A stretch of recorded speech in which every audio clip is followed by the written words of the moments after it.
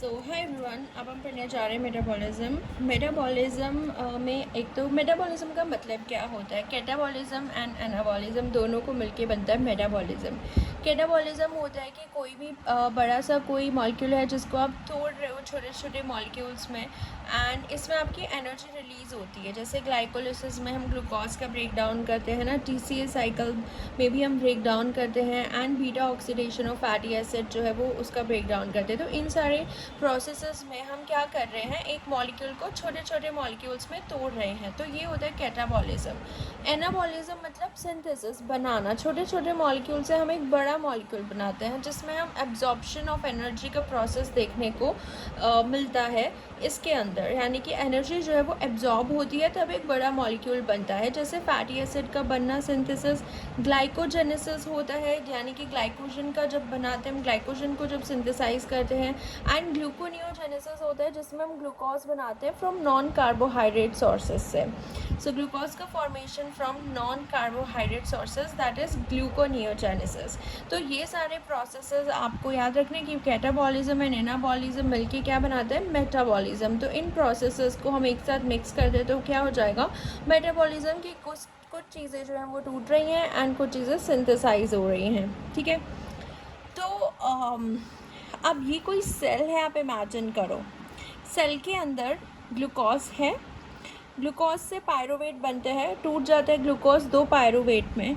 दो पायरुवेट के molecule mitochondria के अंदर जाते हैं, देन दो पायरुवेट से हम बनाते हैं दो एसिडाइल कोएंजाइम ए, देन दो एसिडाइल कोएंजाइम ए और ऑक्जेलो एसिडेट मिल के पूरा टीसीए साइकिल चलाते हैं।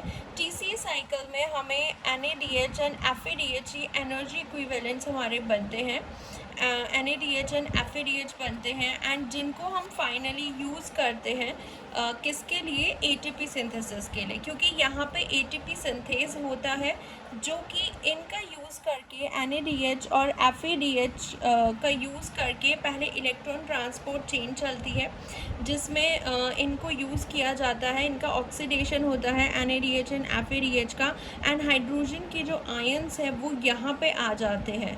जो इंटर मेम्ब्रेन स्पेस होता है ना, आउटर और इनर मेम्ब्रेन के बीच में, वहाँ पे इकट्ठे हो जाते हैं, एंड देन ATP सिंथेस इन्हीं ग्रेडियंट का यूज़ करके, ये जो हाइड्रोजन आयन का ग्रेडियंट सेटअप हो जाता है ना, इनको यूज़ करके ATP सिंथेसाइज होता है। तो इस तरीके से हमारे बॉडी के हर एक सेल में ATP बनता है। तो ये एक ओवरव्यू था, इसके हम बहुत ही ज़्यादा डिटेल में घुसेंगे एकदम। ठीक है, तो आपको इतना याद रखना है कि ग्लूकोज से पायरुवेट हम बनाते हैं, ग्लाइकोलिसिस बोलते हैं इसको। देन पायरुवेट जाता है किस में, माइटोकॉन्ड्रिया में, वहाँ से टीसीए साइकिल में एंटर होता है एसिटाइल कोएंजाइम ए में कन्वर्ट होने के बाद। देन टीसीए साइकिल से जो है, जो भी हमारे ये NADH एंड FADH2 बनते हैं, इनका यूज़ होता है इलेक्ट्रॉन ट्रांसपोर्ट चेन में। देन इलेक्ट्रॉन ट्रांसपोर्ट चेन की हेल्प से जो ये ग्रेडियंट सेट हो जाता है हाइड्रोजन आयन का, इनको यूज़ करता है ATP सिंथेस। ATP सिंथेस जो है फिर वो यहाँ पे ATP का प्रोडक्शन कराता है। सो ये पूरा ओवरव्यू है जो हमारी बॉडी के हर एक सेल में चलता है। सबसे पहले हम स्टार्ट कर रहे हैं ग्लाइकोलाइसिस से। ग्लाइकोलाइसिस में क्या होता है ना, देखो ये आपका ग्लूकोज का मॉलिक्यूल है, ठीक है, 6 कार्बन होते हैं, 1 2 3 4 5 6 ग्लूकोज का मॉलिक्यूल है। सबसे पहला स्टेप होता है जिसमें हेक्सोकाइनेज आता है, हेक्सोकाइनेज, और पहले स्टेप में क्या होता है, फॉस्फोराइलेशन होता है, यानी कि ग्लूकोज से हम क्या बना देते हैं, ग्लूकोज 6 फॉस्फेट, यानी कि 6th कार्बन पे फॉस्फेट ऐड हो जाता है, सिर्फ फॉस्फोराइलेशन हो रहा है। एंड इस केस में ATP का हम जो यूज़ कर रहे हैं वो ATP हमें एक फॉस्फेट देता है सिर्फ। ठीक है, सो ATP से ADP कन्वर्ट होगा एंड एक फॉस्फेट जो यहाँ पे आ जाएगा, तो ग्लूकोज से हमारा क्या बन जाता है, ग्लूकोज 6 फॉस्फेट बन जाता है। ये एक एल्डोज शुगर है, ग्लूकोज 6 फॉस्फेट। ठीक है, और जो एंजाइम यूज़ होता है वो हेक्सोकाइनेज होता है, इसको मैग्नीशियम या मैग्नीज आयन की ज़रूरत पड़ती है इस प्रोसेस में। तो ये पहला स्टेप होता है फॉस्फोराइलेशन, और अगर आप लीवर की सेल्स में देखोगे तो यहाँ पे जो एंजाइम होता है ना ग्लूकोज से, जो ग्लूकोज 6 फॉस्फेट बनाता है, वो एंजाइम होता है हमारा ग्लूकोकाइनेज। अब जो ग्लूकोकाइनेज है एंड हेक्सोकाइनेज दोनों आइसोमर्स होते हैं, फंक्शन दोनों का सेम है लेकिन प्रॉपर्टीज़ अलग है। ग्लूकोकाइनेज का केएम ज़्यादा होता है। केएम का जो केएम ज़्यादा होने का मतलब है कि इसकी जो बाइंडिंग एफिनिटी है वो कम है। केएम का हम एंजाइम काइनेटिक्स में देखते हैं। केएम को आप इतना याद रखो, ये डिसोसिएशन कांस्टेंट को डिस्क्राइब करता है। तो केएम मतलब इसका डिसोसिएशन कांस्टेंट ज़्यादा है, डिसोसिएशन ज़्यादा है, यानी कि जो बाइंडिंग एफिनिटी है वो इसकी कम है।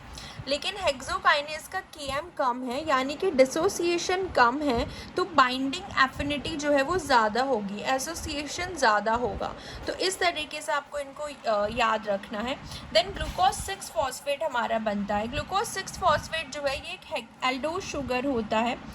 सेकेंड स्टेप में जो एंजाइम यूज़ होता है वो होता है पीजीआई, जिसको हम बोलते हैं फोस्फोग्लूकोआइसोमेरेज। ये जो एंजाइम होता है ना, यहाँ पे आइसोमेराइजेशन होता है इस वाले स्टेप में, यानी कि हम एल्डोज शुगर से कीटोज शुगर बना रहे हैं with the help of enzyme phosphoglucoisomerase. So glucose 6 phosphate से हम फ्रक्टोज 6 फॉस्फेट बना देते हैं, एल्डोज से हम कीटोज शुगर बना देते हैं। ठीक है, कार्बन वही है, 6 कार्बन है, 1 2 3 4 5 6। ठीक है, सिर्फ ग्लूकोज से क्या बन जाता है, फ्रक्टोज बन जाता है एंड कीटोज शुगर आ जाता है इसमें। ठीक है, एल्डोज से यानी कि एल्डिहाइड ग्रुप हट जाते हैं। सो एल्डोज से कीटोज बन गया। This is the second step. इनके ना आप स्ट्रक्चर देख के चलना, बिकॉज हम बहुत डीप जाने वाले हैं इसमें, तो स्ट्रक्चर से काफ़ी हेल्प होगी।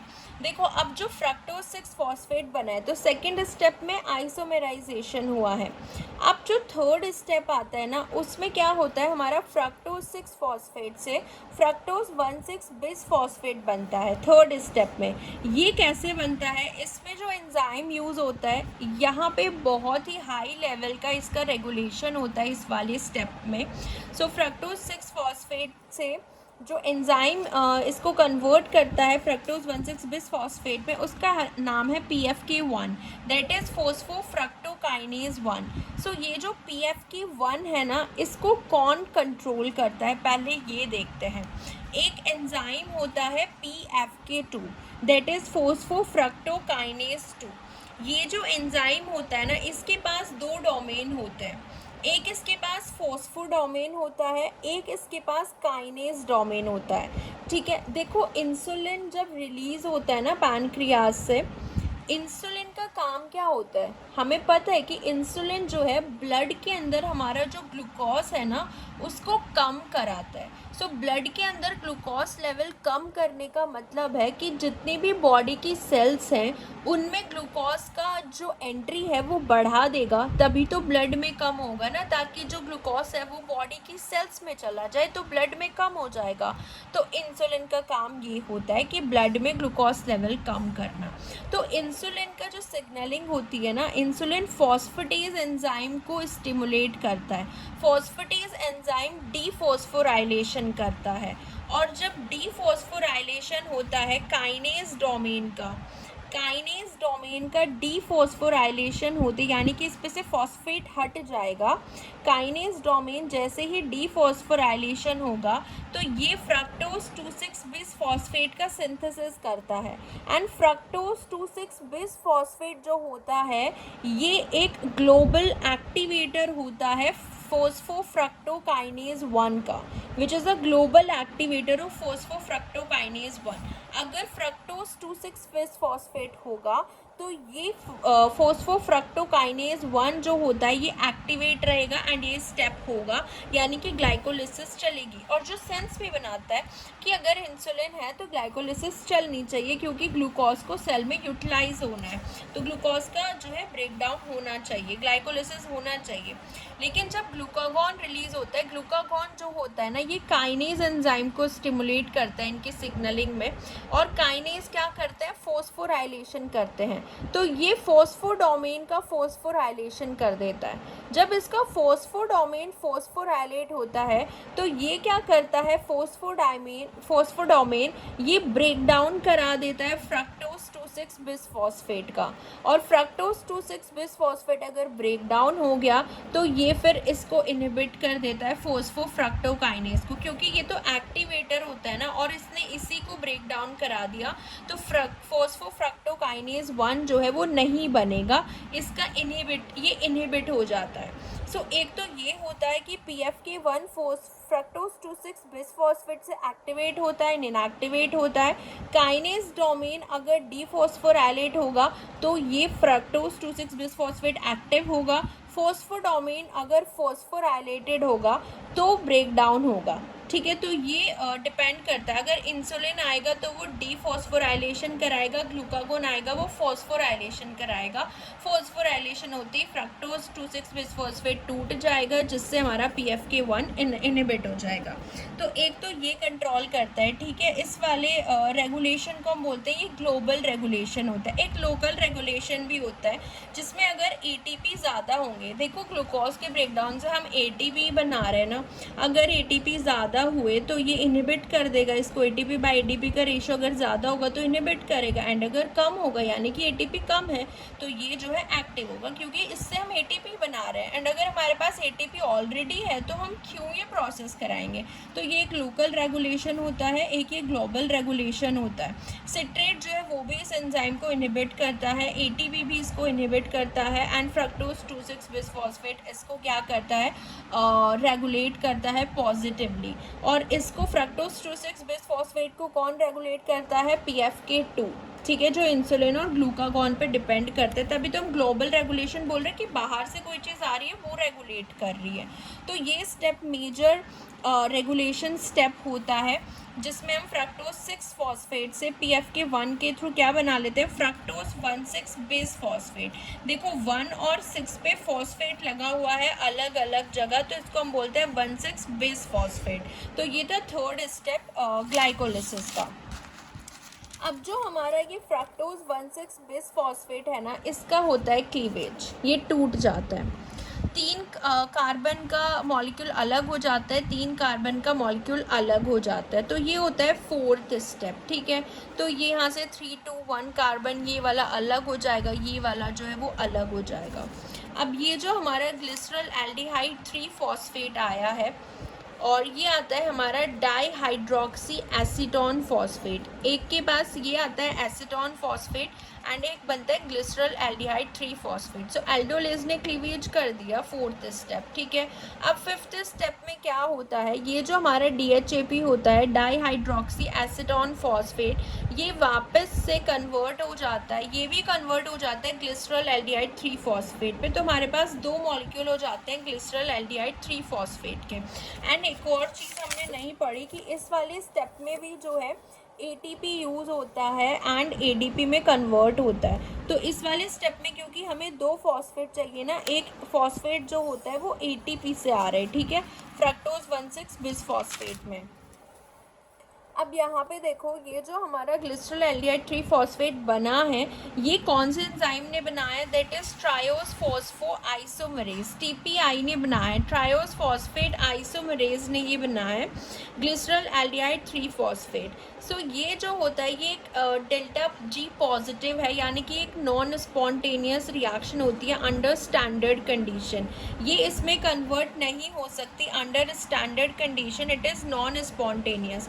तो हम इसको डेल्टा G नेगेटिव बनाते हैं, क्योंकि अगर यहाँ से हम ग्लिसरल एल्डिहाइड 3 फॉस्फेट रिमूव कर देंगे नेक्स्ट स्टेप में, जिसमें इसका कंसंट्रेशन कम होता चला जाता है, तो DHAP जो होता है वो कन्वर्ट हो जाता है ग्लिसरल एल्डिहाइड 3 फॉस्फेट में, क्योंकि जब इसका कंसंट्रेशन कम हो जाएगा नेक्स्ट स्टेप में यूज़ करने की वजह से।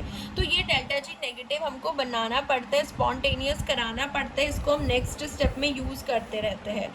ठीक है, तो इसलिए ये इसमें कन्वर्ट हो जाता है। अदरवाइज स्टैंडर्ड कंडीशन में ये डेल्टा G पॉजिटिव होता है। डेल्टा G पॉजिटिव मतलब कि ये नॉन स्पॉन्टेनियस रिएक्शन है, नेचुरली नहीं हो पा रही है। ठीक है, हम इसको स्पॉन्टेनियस बनाते हैं इस वाले प्रोडक्ट को यूज़ करके इन फर्दर रिएक्शन।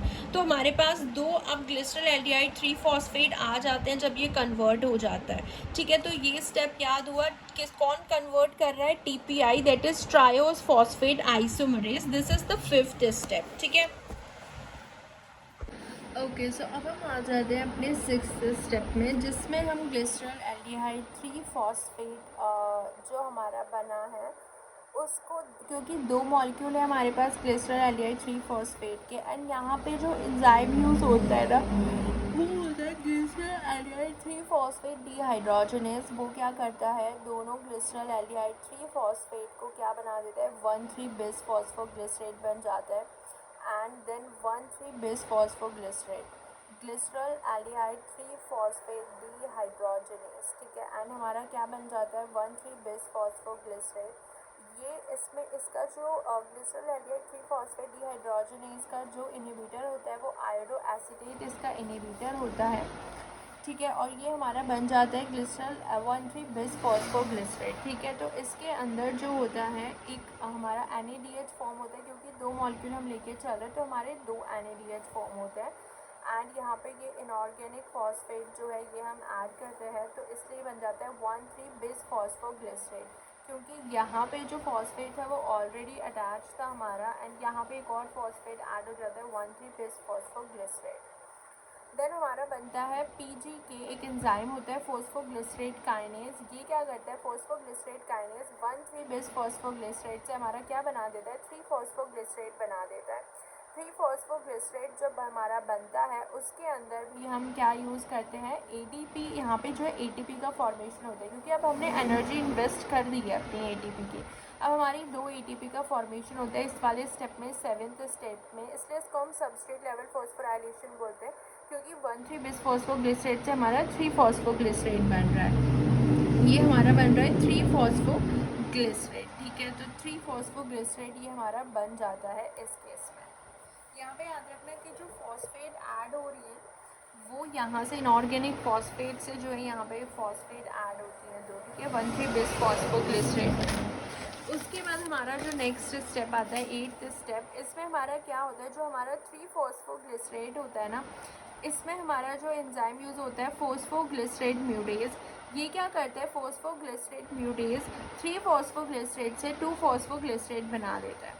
फोस्फोग्लिसरेट म्यूटेज ने क्या कर दिया, सिर्फ 3 फॉस्फोग्लिसरेट से 2 फॉस्फोग्लिसरेट बना दिया कि फॉस्फोएट जो है वो सेकेंड पे आ जाए, तो 2 फॉस्फोग्लिसरेट हमारा बन जाता है, ठीक है। और देन 2 फॉस्फोग्लिसरेट जो होता है ना, यहाँ पे ये 2 फॉस्फोग्लिसरेट कन्वर्ट हो जाता है फोस्फोइनॉल पायरुवेट में, जो कि एक हाई एनर्जी मॉलिक्यूल होता है, एंड इसको कौन कन्वर्ट करता है, इनोलेज। तो देखो 3 फॉस्फोग्लिसरेट से 2 फॉस्फोग्लिसरेट बनाया म्यूटेज ने, फॉस्फोग्लिसरेट म्यूटेज, देन 2 फॉस्फोग्लिसरेट से फॉस्फोइनॉल पायरुवेट बनाया इनोलेज ने। इनोलेज को फ्लोराइड से इनहिबिट कर सकते हैं, ठीक है, मैग्नीशियम और मैग्नीज का भी यूज़ करता है। उसके बाद फोस्फोइनॉल पायरुवेट से हमारे पास 2 पायरुवेट के मॉलिक्यूल बन जाते हैं, एंड इस केस में इनोलेज वाले केस में जब आप 2 फॉस्फोग्लिसरेट से फॉस्फोइनॉल पायरुवेट बनाते हो ना, यहाँ पे हमारा एक H2O का मॉलिक्यूल भी रिलीज़ होता है, एंड देन हमारे पास बचता है फॉस्फोइनॉल पायरुवेट। तो ये जो हमारे 2 फॉस्फोइनॉल पायरुवेट बने हैं, इससे हमारे पास क्या बन जाता है, पायरुवेट बन जाता है, 2 पायरुवेट बन जाते हैं। यहाँ पे जो हमने यूज़ करी है that is pyruvate kinase enzyme हम यूज़ करते हैं यहाँ पे, एंड ये जो पायरुवेट काइनेज एंजाइम होता है ना, ये क्या करता है, इसको इनहिबिट कौन कर सकता है, अगर ATP ज़्यादा है तो इसको इनहिबिट करेगा, क्योंकि ATP हमें नहीं चाहिए ना, नहीं बनेगा अगर ATP ज़्यादा है तो। एसिटाइल कोएंजाइमेज को इनहिबिट करता है पायरुवेट काइनेज को, ठीक है। यहाँ पे मैग्नीशियम एंड पोटेशियम का जो है वो यूज़ होता है यहाँ पे, एंड ये जो होता है हमारे पास फ्रक्टोज 1,6 बिस फॉस्फेट इसका पॉजिटिव रेगुलेटर होता है, एंड AMP भी इसको पॉजिटिवली रेगुलेट करता है। इनहिबिट कौन करता है, acetyl coenzyme and ATP।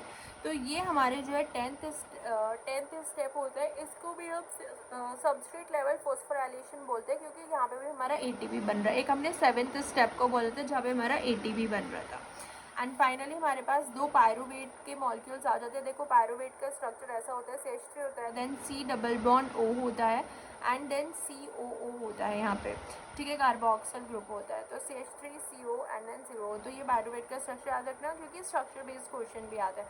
So 2 pyruvate हमारे बन चुके हैं, तो हमने 2 लाइक ग्लूकोज से स्टार्ट किया था, एक ग्लूकोज से हमने स्टार्ट किया था, सॉरी, एक ग्लूकोज मॉलिक्यूल को हमने ब्रेक डाउन कर दिया है 2 पायरुवेट में, क्योंकि वो 6 कार्बन का था, एंड ये भी 3 पायरुवेट, 3 इधर, 3 कार्बन इधर, 3 कार्बन इधर, तो टोटल हमारे पास 6 कार्बन बन गए, यानी कि 2 पायरुवेट के हमारे मॉलिक्यूल बन चुके हैं।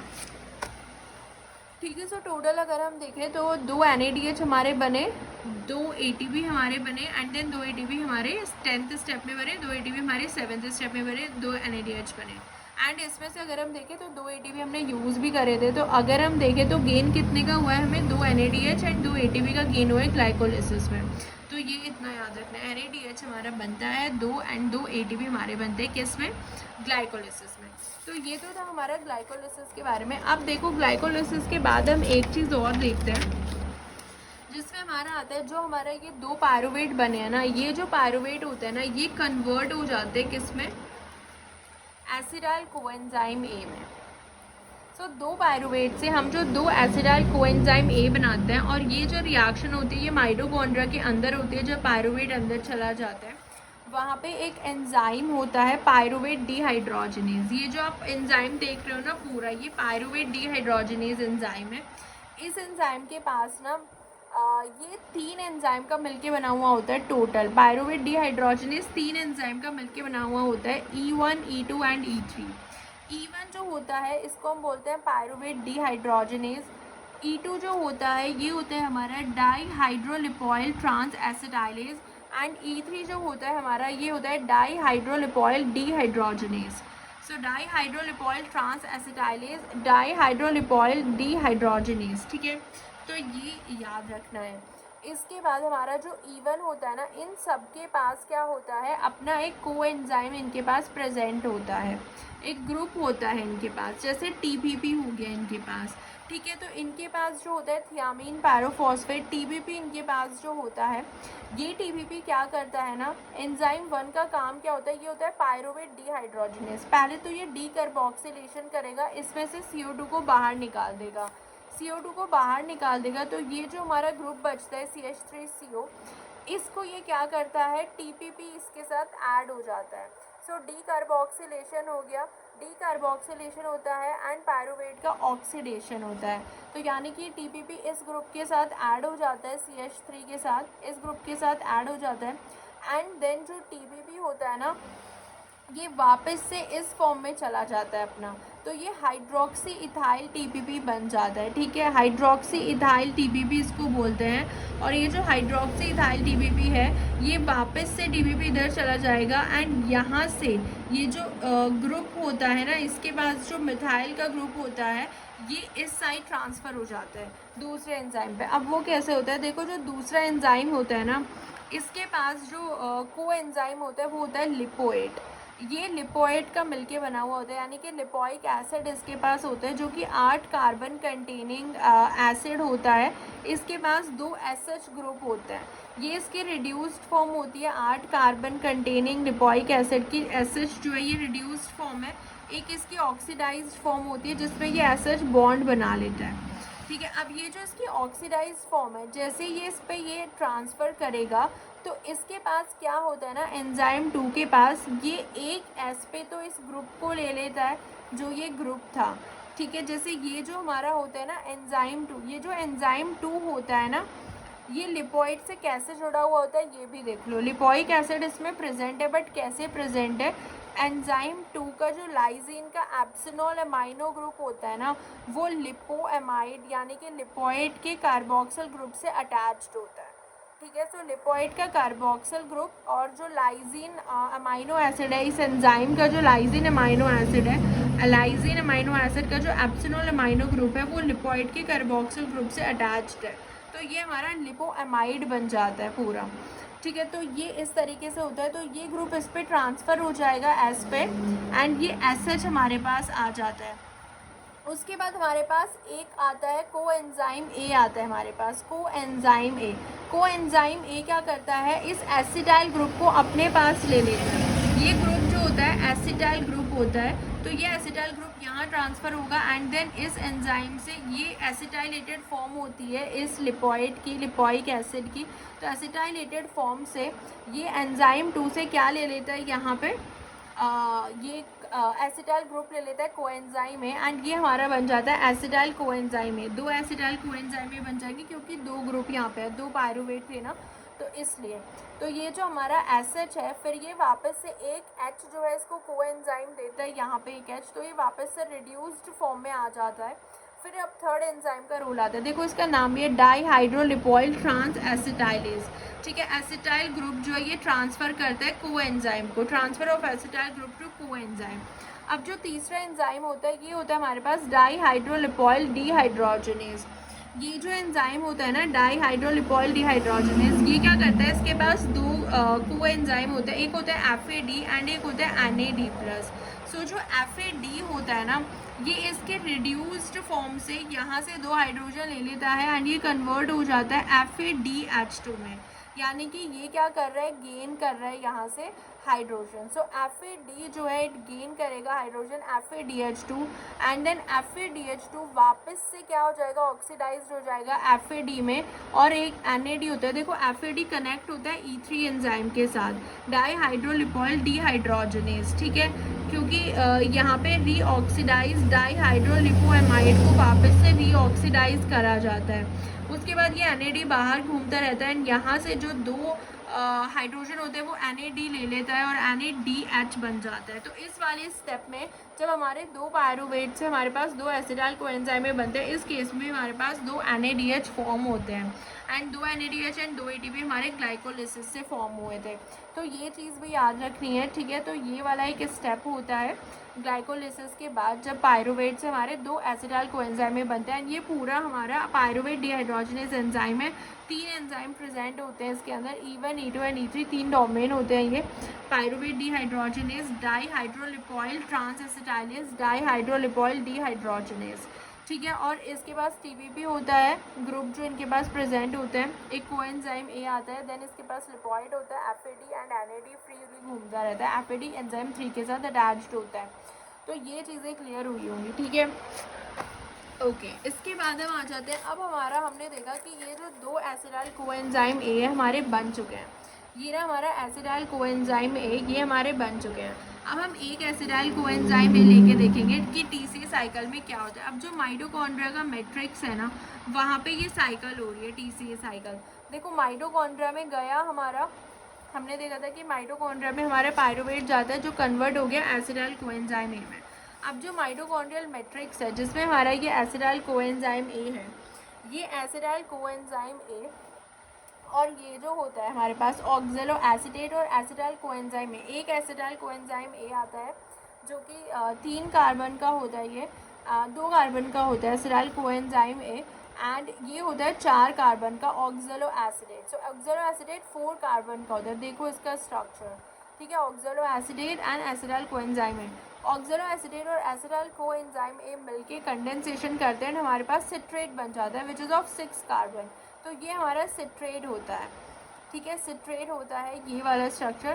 देन सिट्रेट का डिहाइड्रेशन होता है, इससे वाटर बाहर निकलता है, तो ये एक इंटरमीडिएट बनता है सिस एकोनिटेट। एकोनिटेज एंजाइम होता है एंड देन यहाँ पे वापस से हाइड्रेशन होता है सिस एकोनिटेज का एंड हमारा बन जाता है आइसोसिट्रेट। सो सिट्रेट से हमारा बन गया आइसोसिट्रेट जो कि 6 कार्बन का होता है।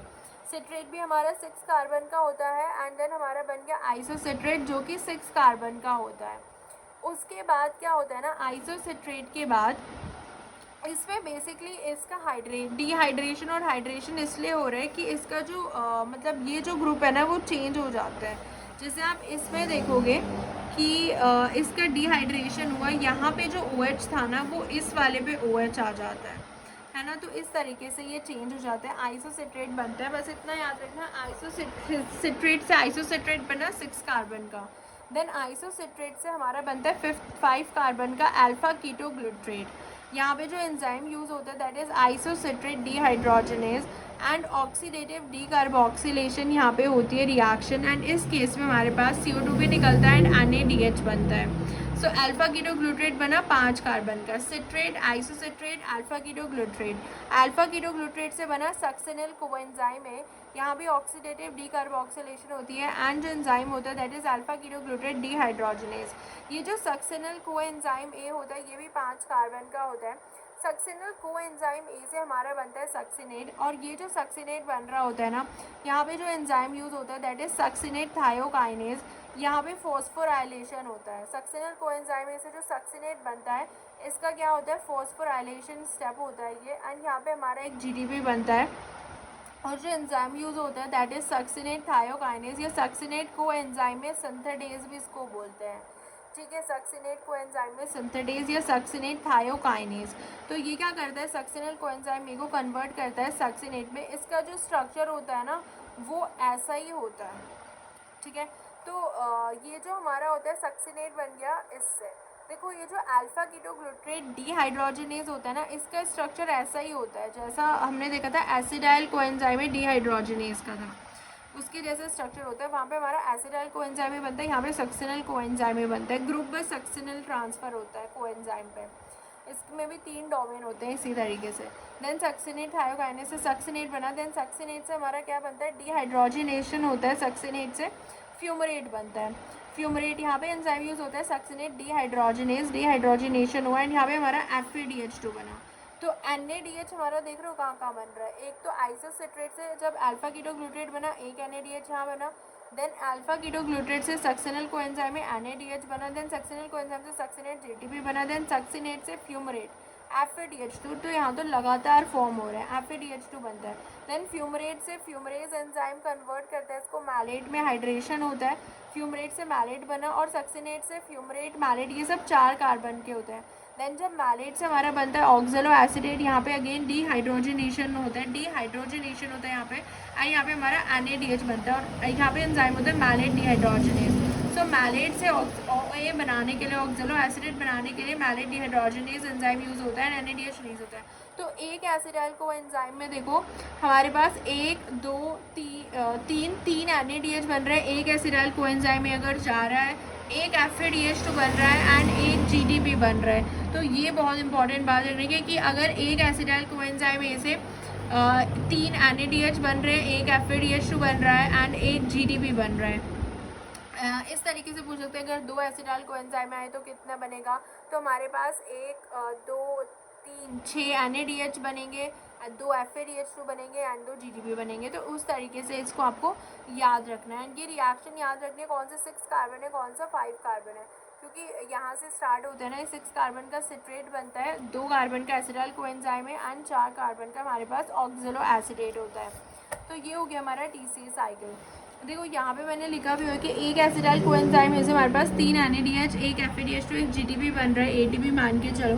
एक NADH में 2.5 से मल्टीप्लाई करते हैं, FADH में 1.5 से, FADH में कम से करते हैं। तो टोटल 10 ATP बन रहा है एक एसिडाइल कोएंजाइम में से। तो अगर 2 एसिडाइल कोएंजाइम होंगे तो 20 ATP बनेगा, ठीक है। तो बस ये तो ईजी सा ही है इसमें। और अगर हम टोटल देखें, टोटल 20 ATP तो इससे हो गया 2 एसिडाइल कोएंजाइम में से। देन हमारा फॉस्फोडाइहाइड्रोजनेज जो रिएक्शन थी, डीहाइड्रोजनेज रिएक्शन, उसमें हमारा 2 NADH बन रहा था, प्लस हमारा ग्लाइकोलाइसिस में 2 ATP 2 NADH। तो अगर हम टोटल देखें तो 32 ATP हमारा बनता है। और ये भी याद रखना कि जो इसमें पहला राउंड में जो हमने देखा ना कि TCA में जो ये CO2 रिलीज़ हो रही है यहाँ पे, तो ये जो CO2 रिलीज़ होती है ना, फर्स्ट राउंड में जो CO2 रिलीज हो रही है वो ऑक्जेलो एसिडेट के कार्बन 1 या 4 से होती है। सेकेंड राउंड में जो CO2 रिलीज़ होती है वो कार्बन 2 या कार्बन 3 से होती है ऑक्जेलो एसिडेट से, या फिर कार्बन 2 या 5 हो सकता है ग्लूकोज का। लेकिन जो ग्लूकोज का कार्बन 1 और 6 होता है ना वो रिलीज होगा in the form of CO2, वो सब्सिक्वेंट राउंड में रिलीज होता है TCA साइकिल के। फर्स्ट या सेकेंड राउंड में नहीं रिलीज होता, फर्स्ट राउंड में 1 या 4 रिलीज होता है। देन सेकेंड राउंड में जो होता है यहाँ पे 2-3 ऑक्जेलो एसिडेट या 2-5 ग्लूकोज का रिलीज होता है।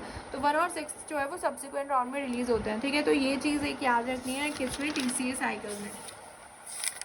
इसके बाद हमने देखा कि हमारा TCA साइकिल के ये जितने भी NADH वाले फॉर्म है ये सारा बन चुका है NADH, ठीक है। इसके बाद हमारा आ जाता है भाई जो हमारी माइटोकॉन्ड्रिया की इनर मेम्ब्रेन, यहाँ पे हमारा इंटर मेम्ब्रेन स्पेस होता है, ये हमारी हो जाती है इनर मेम्ब्रेन, ये हमारा intermembrane space. And then यहाँ पे हमारा क्या होता है, आउटर मेम्ब्रेन होती है। तो जो इनर मेम्ब्रेन के अंदर जो होता है ये मैट्रिक्स है, ठीक है। यहाँ पे मैट्रिक्स है जहाँ पे हमारी TCA साइकिल हुई है। तो TCA साइकिल से जो भी प्रोडक्ट हमारा बना है, दैट इज़ जितना भी हमारा बना है वो सब यहीं आएगा, NADH FADH2। अब हम वहाँ पे देखते हैं कि यहाँ पे क्या होता है। तो ये हम 4 कॉम्प्लेक्स पढ़ते हैं यहाँ पे, ठीक है। ये होता है हमारे पास complex 1, complex 2, complex 3 and complex 4। इनके जो नाम है वो हम अभी देखेंगे इनको क्या बोलते हैं, कॉम्प्लेक्स 1 2 3 4 को। लेकिन इनका जो काम है वो देख लेते हैं, complex 1, complex 2, complex 3 and complex 4। ठीक है, इस तरीके के कॉम्प्लेक्स होते हैं। कॉम्प्लेक्स 1 जो होता है ना, इसको हम बोलते हैं NADH ऑक्सीडो रिडक्टेज या NADH डिहाइड्रोजनेज या NADH ऑक्सीडेज भी बोल सकते हैं, क्योंकि NADH का क्या हो रहा है, यहाँ पे ऑक्सीडेशन हो रहा है। NADH से जो हाइड्रोजन है वो रिमूव कर दिया जा रहा है एंड वो NAD बना रहा है। ठीक है, तो NADH का ये याद रखना है NADH के बारे में। ठीक है, सो NADH का ऑक्सीडेशन हो रहा है, NAD बन गया। यहाँ पे ये जो पहला कॉम्प्लेक्स होता है ना, ये FMN का बना हुआ होता है। FMN हम जब विटामिन्स पढ़ेंगे वहाँ पे देखेंगे, FMN का बना हुआ होता है। देन FMN यहाँ से 2 इलेक्ट्रॉन ले लेता है, NADH प्लस H, यहाँ से NAD बचा, 2 इलेक्ट्रॉन ले लिए, FMNH2 बना।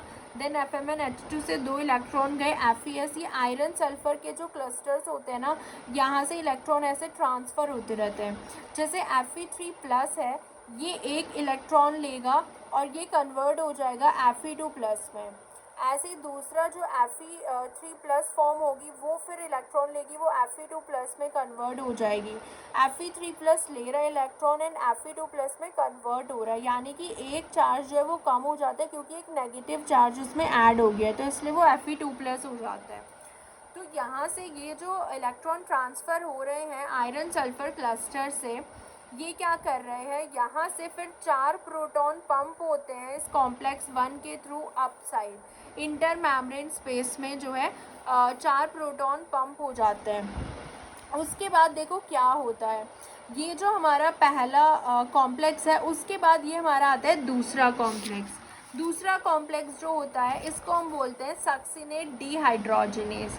सक्सिनेट डिहाइड्रोजनेज, ये आपने TCA साइकिल में भी पढ़ा होगा, याद होगा तो, सक्सिनेट डिहाइड्रोजनेज है ना, जो कि सक्सिनेट डिहाइड्रोजनेज है। यहाँ पे ये जो पूरा एंजाइम है, यहाँ पे कॉम्प्लेक्स है 2, इसको बोलते हैं। ये क्या करता है, ये भी FADH2 को कन्वर्ट करता है, किस में, FAD में। सो जब FADH2 का वापस से क्या होगा, ऑक्सीडेशन होगा, FAD में होगा, यहाँ पे भी हाइड्रोजन का क्या हो रहा है, लॉस हो रहा है। तो H2 यहाँ से जैसे FAD में कन्वर्ट हुआ, तो यहाँ से 2 इलेक्ट्रॉन रिलीज़ होते हैं एंड यहाँ पे भी आयरन सल्फर के जो क्लस्टर होते हैं, वो 2 इलेक्ट्रॉन यहाँ से भी जाएंगे। अब यहाँ से भी जो इलेक्ट्रॉन आ रहे हैं एंड कॉम्प्लेक्स 2 से जो इलेक्ट्रॉन आ रहे हैं ना, दोनों इलेक्ट्रॉन किसके पास जाते हैं, UB क्विनॉन के पास जाता है। UB क्विनॉन यहाँ पे प्रेजेंट होते हैं दोनों से इलेक्ट्रॉन लेने के लिए। UB क्विनॉन ने इलेक्ट्रॉन लिए, देन UB क्विनॉन क्या करता है, ये क्या करता है ना, सेकेंड कॉम्प्लेक्स कोई प्रोटॉन पंप नहीं करता, बस ये इलेक्ट्रॉन यहाँ पे ट्रांसफ़र कर देता है UB क्विनॉन पे। UB क्विनॉन 2 इलेक्ट्रॉन लेता है एंड 2 प्रोटॉन लेता है, और UB क्विनॉन किस में कन्वर्ट हो जाता है, UB क्विनॉल में, QH2 में। सो UB क्विनॉन से क्या बन गया, हमारा UB क्विनॉल बन गया। अब ये जो UB क्विनॉल होता है, ये जाता है हमारे थर्ड कॉम्प्लेक्स में, एंड ये जो थर्ड कॉम्प्लेक्स होता है, ये साइटोक्रोम B7 का एक कॉम्प्लेक्स होता है। इसको हम साइटोक्रोम B7 कॉम्प्लेक्स या साइटोक्रोम C रिडक्टेज भी बोलते हैं। ठीक है, इसको हम बोलते हैं। तो इसको हम देखते हैं कि इसके अंदर ना Q साइकिल चलती है। वो Q साइकिल कैसे चलती है कॉम्प्लेक्स 3 के अंदर, ये देखते हैं। सो ये रहा कॉम्प्लेक्स 3, यहाँ पे थोड़ा बड़ा करके दिखाया हुआ ताकि समझ में अच्छे से आए। इसके अंदर ये एक रिस्के सेंटर होता है, ये साइटोक्रोम B होता है, B7 का कॉम्प्लेक्स होता है, ये साइटोक्रोम B होता है। तो यहाँ से जो QH2 है, इसके पास 2 इलेक्ट्रॉन है। ये एक इलेक्ट्रॉन जो होगा, रिस्के सेंटर जो होता है ना, ये किसका मिलके बना हुआ होता है, इसके पास 2 आयरन होते हैं एंड 2 सल्फर होते हैं। तो एक इलेक्ट्रॉन ये रिस्के सेंटर को देता है, 2 आयरन एंड 2 सल्फर यहाँ पे।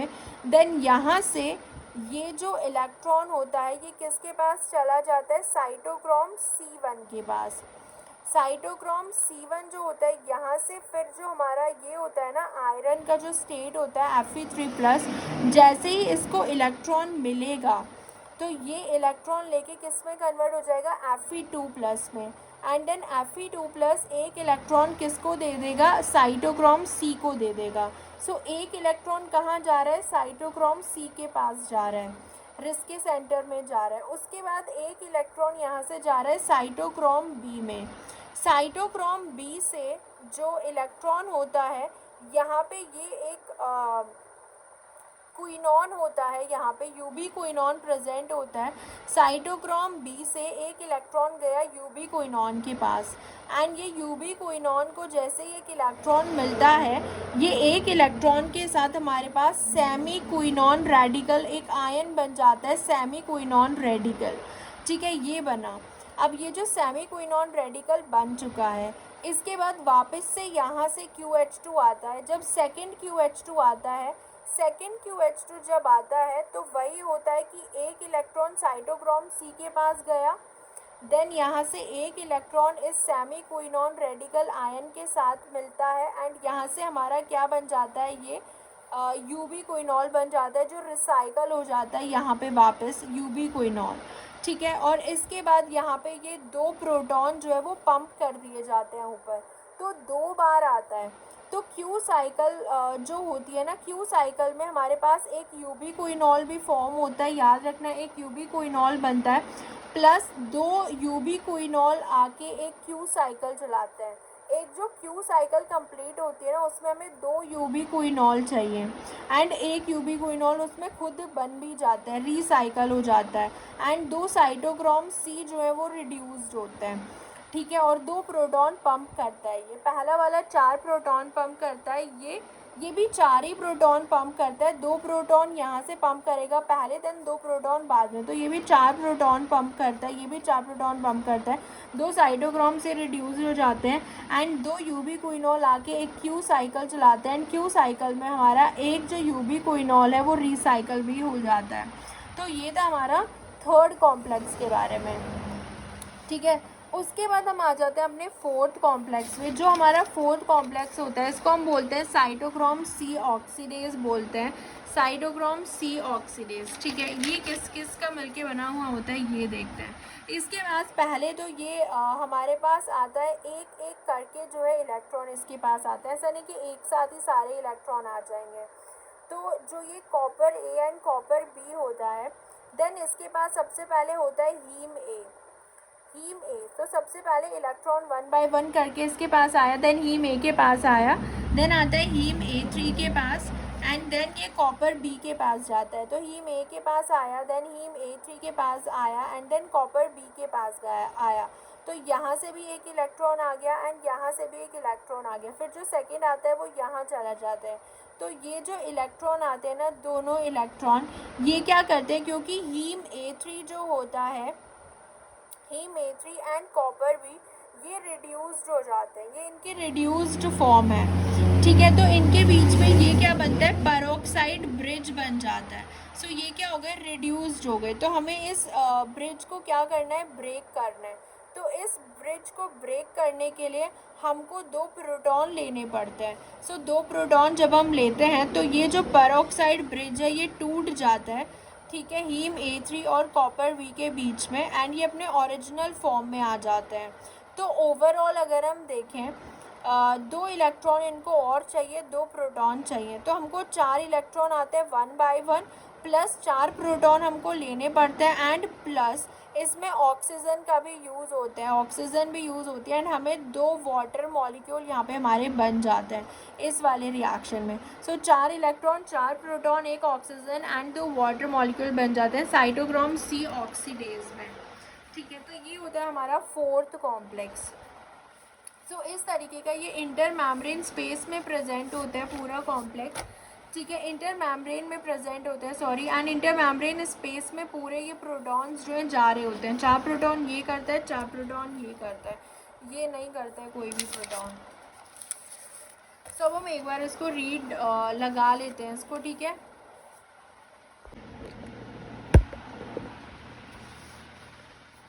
ओके, सो इसमें अब हम देखते हैं, इसको एक बार हम रीड कर लेते हैं कि दो रिड्यूस्ड साइटोक्रोम सी मॉलिक्यूल जो होते हैं give of a total of 2 electron, 1 electron, एक इलेक्ट्रॉन रुक जाता है कॉपर बी ग्रुप पे, वाइल द अदर जो है वो हीम A3 पे रुक जाता है ना, एक कॉपर बी पे एक हीम A3 पे रुक जाता है। फिर कॉपर बी और हीम A3 जो होते हैं दोनों अपने रिड्यूस्ड फॉर्म में आते हैं एंड वो एक ऑक्सीजन मॉलिक्यूल बाइंड करता है, अट्रैक्ट करते हैं 2 इलेक्ट्रॉन को एंड फाइनली वो पेरोक्साइड ब्रिज बना लेते हैं। तो अब हमें 2 मोर रिड्यूस साइटोक्रोम सी जो है ऑक्सीडाइज होते हैं ताकि वो 2 इलेक्ट्रॉन और ट्रांसफ़र कर सके एंड 2 प्रोटॉन्स जो है हमें मैट्रिक्स से मिल जाते हैं पेरोक्साइड ब्रिज को तोड़ने के लिए।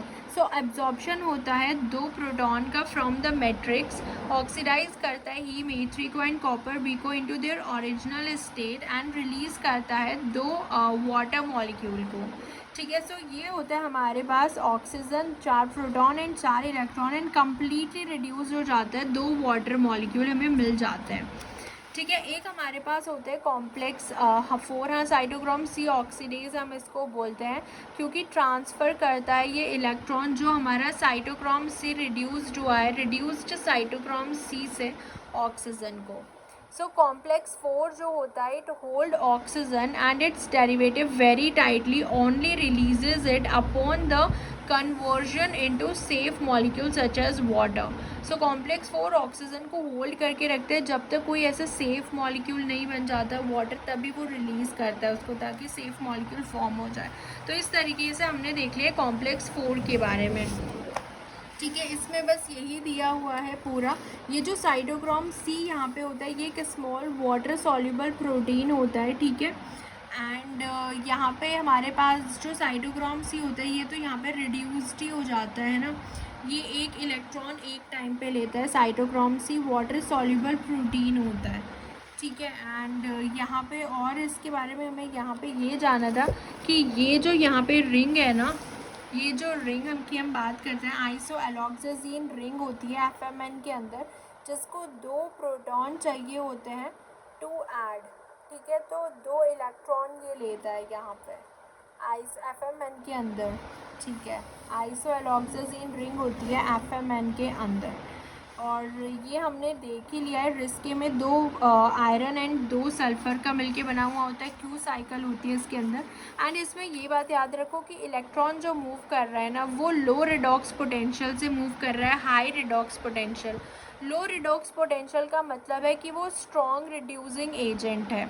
जैसे हम NaDH की बात कर रहे हैं, स्ट्रॉन्ग रिड्यूसिंग एजेंट का मतलब होता है कि जो दूसरे को रिड्यूस करा दे, खुद ऑक्सीडाइज हो जाए। सो NaDH क्या कर रहा है यहाँ पे, खुद ऑक्सीडाइज हो रहा है। ऑक्सीडाइज का मतलब होता है कि हाइड्रोजन को दे रहा है, लूज़ कर रहा है। सो NaDH जो होता है ये हाइड्रोजन को लूज़ कर रहा है, खुद ऑक्सीडाइज हो रहा है एंड दूसरे को रिड्यूस करा रहा है, तो उसका मतलब होता है स्ट्रॉन्ग रिड्यूसिंग एजेंट। तो NaDH यहाँ पे लो रिडॉक्स पोटेंशियल यानी कि हाई स्ट्रॉन्ग रिड्यूसिंग एजेंट होता है एंड वहाँ से जाता है हाई रिडॉक्स पोटेंशियल ऑक्सीजन तक, जो कि एक स्ट्रॉन्ग ऑक्सीडाइजिंग एजेंट होता है। स्ट्रॉन्ग ऑक्सीडाइजिंग एजेंट यहाँ पे ऑक्सीजन होता है क्योंकि ऑक्सीजन क्या कर रहे हैं, खुद रिड्यूस होके खुद गेन कर लेता है एंड दूसरे को ऑक्सीडाइज करा देता है। ठीक है, तो वो होता है स्ट्रॉन्ग ऑक्सीडाइजिंग एजेंट। सो हाई रिडॉक्स पोटेंशियल की तरफ जो है इलेक्ट्रॉन जा रहा है, ये चीज़ और याद रखनी है इसमें। प्लस यहाँ पे देखो जो ऑक्सीजन होता है, एक इलेक्ट्रॉन अगर आएगा सुपर ऑक्साइड एनायन बनेगा, 2 इलेक्ट्रॉन आएंगे तो पर ऑक्साइड बन जाता है O2-2। सुपर ऑक्साइड डिसम्यूटेज भी हमारे पास होता है जो कन्वर्ट कर देता है सुपर ऑक्साइड जो हमारे पास है 2O2 को सुपर ऑक्साइड में 2 प्रोटॉन लगा के हाइड्रोजन पर ऑक्साइड प्लस O2 सेफ हो जाती है। ये सुपर ऑक्साइड डिसम्यूटेज होती है। इसकी 2 फॉर्म हमारे पास होती है, एक मैग्नीज डिपेंडेंट होती है जो माइटोकॉन्ड्रिया में होता है एंड साइटोप्लाज्म में कॉपर एंड जिंक डिपेंडेंट होती है। तो ये सुपर ऑक्साइड को कन्वर्ट कर देता है हाइड्रोजन पर ऑक्साइड में जो कि अनसेफ होती है एंड ऑक्सीजन में जो कि सेफ होती है। एंड दूसरा होता है कैटलेज। कैटलेज के पास हीम ग्रुप होता है, ये भी क्या करता है, जो हाइड्रोजन पर ऑक्साइड होती है उसको वाटर एंड ऑक्सीजन में कन्वर्ट कर देता है catalase. So super oxide dismutase और कैटलेज एक्सरसाइज में इन दोनों एंजाइम का जो कंसनट्रेशन है वो बढ़ जाता है, ठीक है। तो ऑक्सीजन बनने लगती है N2H2, इसलिए जब हम एक्सरसाइज करते हैं तो सुपर ऑक्साइड डिस्म्यूटेज और कैटलेज जो है इन दोनों का जो है कंसनट्रेशन बढ़ जाता है एक्सरसाइज जब हम करते हैं तो ये पूरा था किसके बारे में, ये हमने पढ़ लिया है TCA साइकिल के बारे में। इसके बारे में हम एक बार इसके अच्छा वो ATP सिंथेज के बाद आएगा। अब हम पढ़ते हैं ATP सिंथेज के बारे में। सो ये होता है ATP सिंथेज, ये भी हमारे इनर मेम्ब्रेन में ही होता है माइटोकॉन्ड्रिया के। ये क्या होता है, इसके पास दो कंपोनेंट होते हैं। एक ये होता है F0 जो इनर मेम्ब्रेन भी होता है, और ये F1 होता है जो कैटालिटिक यूनिट जो मैट्रिक्स में प्रेजेंट होती है F1। सो जो F0 होती है ना, ये हाइड्रोफोबिक 10 to 14 कार्बन सब यूनिट होती है एंड ये एज अ प्रोटॉन चैनल की तरह काम करती हैं। 10 to 14 कार्बन सब यूनिट्स होती हैं, ये act as a proton channel. ये क्या करती हैं, allow hydrogen ion to flow from intermembrane space से मैट्रिक्स की तरफ फ्लो करती हैं। तो ये क्या करती हैं, हाइड्रोजन आयन को फ्लो कराती है फ्रॉम इंटर मेम्ब्रेन स्पेस से मैट्रिक्स की तरफ फ्लो कराती हैं। तो ये पूरा कार्बन का होता है 10 to 14 कार्बन एंड ये होता है F1 कैटालिटिक यूनिट, ठीक है। इसके अंदर ये सारी यूनिट होती हैं। एक ये अल्फ़ा यूनिट होती है सब यूनिट, एक ये सी यूनिट होती है, सी सब यूनिट होती है 10 to 14 सी सब यूनिट होगी, एक अल्फ़ा सब यूनिट होगी। एंड यहाँ पे अगर हम बात करें ना, यहाँ पे ये होती है गामा एंड एप्सिनॉल। गामा और जो एप्सिनॉल होती है ना, यहाँ पे ये होती है गामा एंड एप्सिनॉल। ये क्या करती है, सेंट्रल स्टॉक बनाती है जो इनके अंदर तक जा रहा है, run through the inner cavity of hexameric ring. ये एक हेक्सामेरिक रिंग होती है 3 अल्फा और 3 बीटा की। तो ये इसके अंदर तक जाता है, कैसे सेंट्रल स्टॉक बनाता है गामा एंड एप्सिनॉल मिलके। एज द स्टॉक रोटेट, तो ये जो स्टॉक होता है ना, ये रोटेट करता है, ये नहीं रोटेट कर रही है। जैसे ये एक स्टॉक हो गया एंड इसके चारों तरफ जो है यहाँ पे हेक्सामेरिक रिंग है, तो ये स्टॉक रोटेट करता है, ठीक है। हेक्सामेरिक रिंग नहीं रोटेट करती है, स्टॉक रोटेट ये ATP सिंथेसिस कराता है। सो जो डेल्टा का काम होता है ना, यहाँ पे ये जो हमने गामा और एप्सिनॉल देखा है, यहाँ पे होता है डेल्टा। डेल्टा पूरे स्ट्रक्चर को होल्ड करता है एंड उसको F0 से कनेक्ट कर रहा है। जो रोटेटिंग रीजन होता है ना, वो सिर्फ सी रिंग रोटेट करती है एंड गामा एंड एप्सिनॉल रोटेट करता है। एंड जो स्टेशनरी रीजन होता है वो हमारी अल्फा सब यूनिट होती हैं, 2 बीटा जो यहाँ पे होती हैं, 2 बीटा डेल्टा एंड ये जो अल्फा 3 एंड बीटा 3 यहाँ पे होती है। बीटा नहीं है, ये बी सब यूनिट है, ये अल्फा नहीं है, ये ए सब यूनिट है, sorry, A subunit and B subunit, ठीक है। सो ये कैटेलाइजिंग सिंथेसाइज जो होते हैं, ये 3 बीटा एंड 3 अल्फा करते हैं। Alpha and beta both have ability to bind only beta have the ability, सिर्फ बीटा ही सिंथेसाइज कर सकता है, दोनों बाइंड कर सकते हैं and release those ATP into the. So सिर्फ बीटा के पास एबिलिटी होती है सिंथेसाइज करने की एंड उन ATP को मैट्रिक्स में रिलीज करने की, ठीक है। डेल्टा जो है वो होल्ड कर रहा है, ये बी सब यूनिट होती है 2 एंड एक अल्फा सब यूनिट होती है F1 एंड F0। इस तरीके का स्ट्रक्चर होता है ATP सिंथेज का। अब हम इसका काम देखते हैं, ये काम कैसे करता है। अब हमें पता है ये जो हमारा है इंटर मेम्ब्रेन स्पेस, यहाँ पे आयंस की कंसंट्रेशन हाइड्रोजन आयन ज़्यादा है क्योंकि प्रोटॉन ने पंप किया। अभी जो कॉम्प्लेक्स हमने पढ़े यहाँ पे 4 प्रोटॉन्स आए हैं यहाँ पे। सी सब यूनिट जो होती है एक रिंग की तरह होती है, ये ए सब यूनिट हो गई। At the centre of each, हर एक सी के सेंटर में, सेंटर ऑफ ईच सी सब यूनिट एक एस्पार्टेट रेसिड्यू होता है। हर एक सी सब यूनिट के सेंटर में क्या होता है, एस्पार्टेट रेसिड्यू होता है जो बाइंड करता है प्रोटॉन से under acidic condition. Aspartate residue इन प्रोटॉन से बाइंड करेगा अंडर एसिडिक कंडीशन, ठीक है, ये याद रखना है इसमें। इस तरीके का अगर हम सी के सब यूनिट देखें ना, ये ऐसे होते हैं, 2 हाइड्रोफोबिक हाफ चैनल होते हैं, एक IMS की साइड खुल रहा है, इंटर मेम्ब्रेन स्पेस की साइड खुल रहा है, एंड दूसरा जो हाफ चैनल होता है इसके अंदर ए सब यूनिट के अंदर हम बात कर रहे हैं, ए सब यूनिट के अंदर एक हाफ चैनल यहाँ खुलता है, एक हाफ चैनल यहाँ खुल रहा है। तो सी सब यूनिट में बाइंड करेगा एस्पार्टेट में। सो बाइंडिंग क्या होती है, binding the ADP and PI हाँ, इसमें कैटेलाइज होती है एटीपी की, इसमें कोई प्रोटॉन चैनल की ज़रूरत नहीं होती है इस वाले सीक्वेंस में, एंड देन एटीपी रिलीज़ हो जाता है। तो इसकी हम 3 स्टेट देखते हैं इसकी। अभी हमने इस सी के बारे में देखा, अब ये जो 3 अल्फ़ा और 3 बीटा होते हैं ना, इनकी स्टेट देख लेते हैं। देखो ये रोटेट नहीं कर रहा है, ये बात याद रखनी है, ये बस इस स्टॉक के साथ कनेक्टेड है, रोटेट वो स्टॉक कर रहे हैं, ठीक है। 3 अल्फ़ा हो गए एंड 3 बीटा हो गए। सो अल्फ़ा का काम कुछ नहीं है, बीटा जो होती है ना ये सिंथेसाइज करता है, यही बाइंड करता है, सारी चीज़ रिलीज़ भी यही करता है। सो 3 स्टेट होती है, ओ एल एंड टी, ऐसे याद रखना है, ओला से याद रखो, ओला होता है ऐसे O L T. Alpha do contain ATP but don't involve in any reaction में नहीं इन्वॉल्व होता। Beta subunit 3 different state में एग्जिस्ट करती है, open, loose and tense state. Open state होती है, ओपन स्टेट में ही एटीपी बाइंड कर सकता है, only in this stage can bind. ATP can only release in open state and new ATP and pi set. So ATP इसी state में release होता है एंड नया एटीपी और पीआई बाइंड हो सकता है ओपन स्टेट में। लूज स्टेट में एटीपी और पीआई ज़्यादा क्लोज नहीं होते रिएक्ट होने के लिए, O L and then T.